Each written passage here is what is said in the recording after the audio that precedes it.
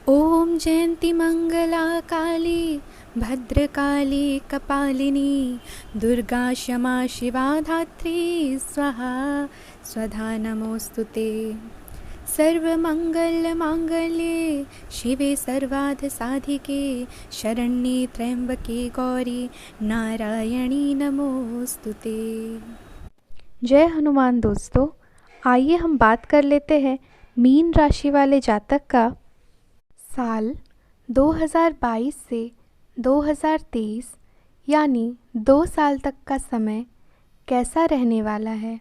साल की खासियत आपकी किसी प्रभावी व्यक्ति से मुलाकात रहेगी, जिसका प्रभाव आपके जीवन पर काफ़ी लंबे समय तक रहेगा।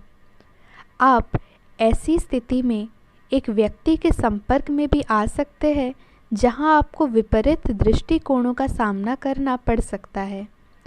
आपको रचनात्मक आलोचना को सही तरीके से ही लेना होगा। बदतमीज़ हुए बिना ही अपनी बात को समझाने की कोशिश करें। समय कोई भी नई शुरुआत करने के लिए बहुत अच्छा है। अगर आप नौकरी, करियर या बॉस बदलने या कोई नया संबंध शुरू करने की योजना भी बना रहे हैं तो बिल्कुल सही है। अगर आपको कोई जोखिम लगता भी है तो भी चांस लेने में कोई बुराई नहीं है।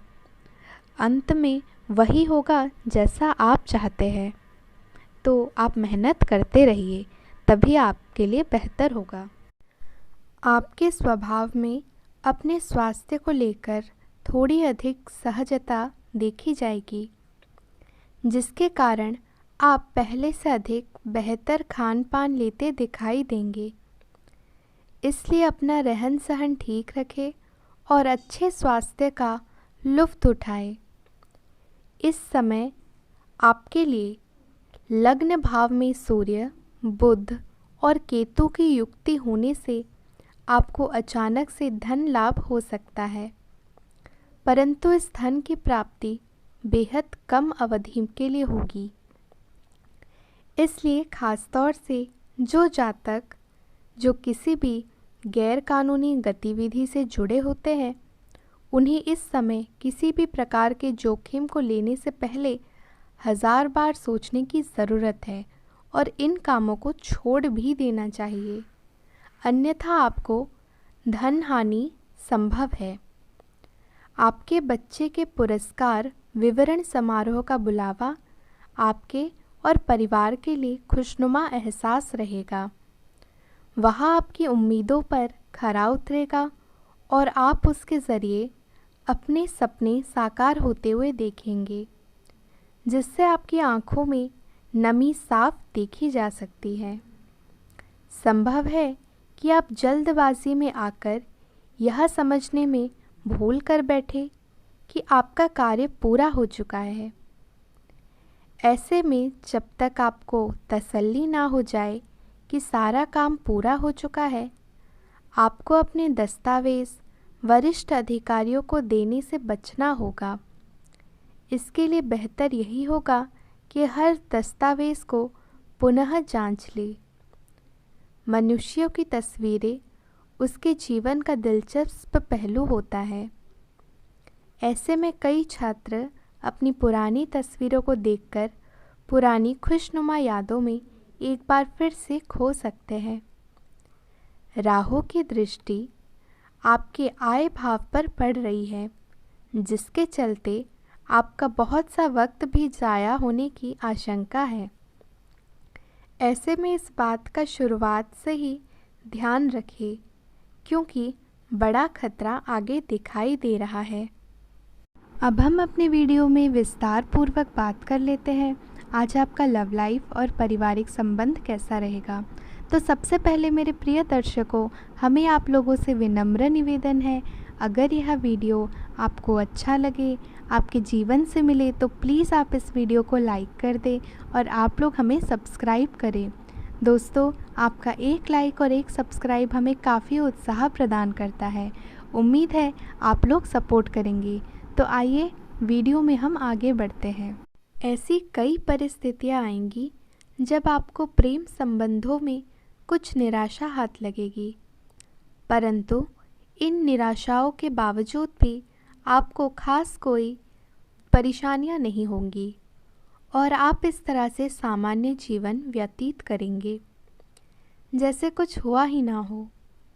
विवाह के संबंध में आपकी राशि के शादीशुदा जातकों को इस साल अपने जीवन में रोमांस और प्रेम की कमी खल सकती है, क्योंकि इस अवधि में शनि की दृष्टि आपके पंचम भाव पर पड़ रही है और प्रेम कारक ग्रह बुध का सूर्य के साथ आपके प्रथम भाव में स्थित होने की वजह से यदि आप और आपके साथी के बीच लंबे समय से विवाद चल रहा होगा तो आपको सुझाव दिया जाता है कि यदि आप अपने दाम्पत्य जीवन का सुख चाहते हैं तो आपको हर विवाद को स्वयं ही हल करने की सलाह दी जाती है, बाहर वालों को इसमें ना मिलाएं।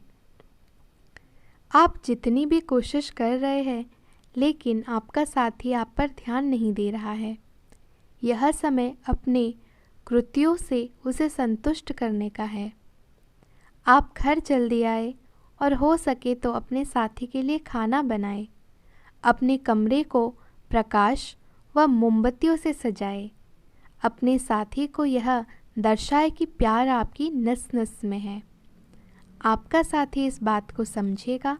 अगर आप अपने साथी से दूर हैं तो दूरभाष के द्वारा उससे संपर्क कर सकते हैं और ज़्यादा समय उसके साथ बिताने का प्रयास करें। अब हम बात कर लेते हैं आपका धन का लाभ होगा या धन की हानि, आपका करियर कैसा रहेगा। आप पेशेवर आत्मविश्वास से भर जाएंगे। आप अपनी कार्य संबंधी चिंताओं को सशक्त तरीके से आगे रखेंगे एवं कोई भी मुश्किल आपको बड़ी नहीं लगेगी। कुछ सूक्ष्म संकट कार्यस्थल पर आ सकते हैं, परंतु आप उन संकटों का आसानी से आत्मविश्वास के साथ बाहर आएंगे। आपके सहकर्मी आपकी क्षमता से प्रभावित होंगे और आपका सम्मान भी करेंगे। कुछ दिन से एक प्रवृत्ति को बल मिल रहा था और उसका परिणाम दिखाई देगा। परिणाम दोहन करने के लिए अपने आप को तैयार रखें। योग्य व्यक्ति से मेलजोल बढ़ा रखें। सकारात्मक बातचीत से एक अभिनव व्यापार विचार को गति मिलेगी। जो आपके पास है उससे आपको संतुष्ट रहना चाहिए। लालच को बढ़ने ना दें।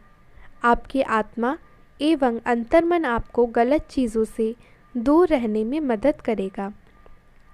मेरे प्रिय दोस्तों, अब हम बात कर लेते हैं आपके लिए मेरा क्या मोटिवेशन शब्द है, या कहे तो इसे आप सुविचार भी कह सकते हैं। कल एक झलक जिंदगी को देखा, कल एक झलक जिंदगी को देखा, वो राहों पे मेरी गुनगुना रही थी। कल एक झलक जिंदगी को देखा, वो राहों पे मेरी गुनगुना रही थी।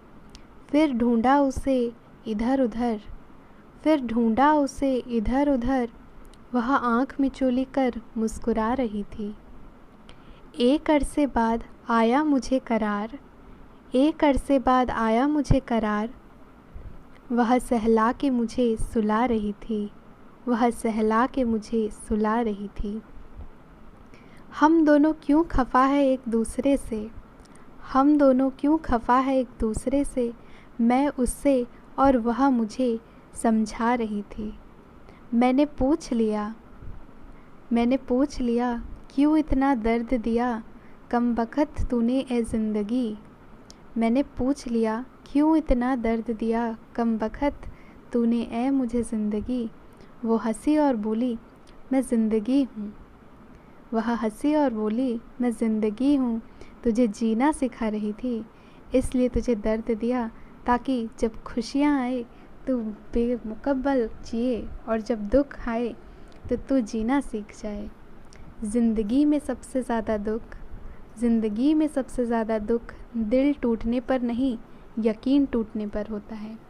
इसलिए दूसरों का भरोसा कभी ना तोड़े, सच्चाई के राह पर चले, इससे ही आपकी ज़िंदगी सफल एवं सुखद होगी। मेरे प्रिय दर्शक, उम्मीद है आपको यह वीडियो काफ़ी पसंद आया होगा। अगर यह वीडियो पसंद आए तो आप इस वीडियो को लाइक करें और आप लोग हमें सब्सक्राइब अवश्य करें। हम मिलते हैं आपसे फिर अगले वीडियो में। तब तक के लिए जय श्री राम, जय हनुमान। आपका यह पूरा दिन शुभ हो और काफ़ी मंगलमय हो, हम भगवान से प्रार्थना करते हैं।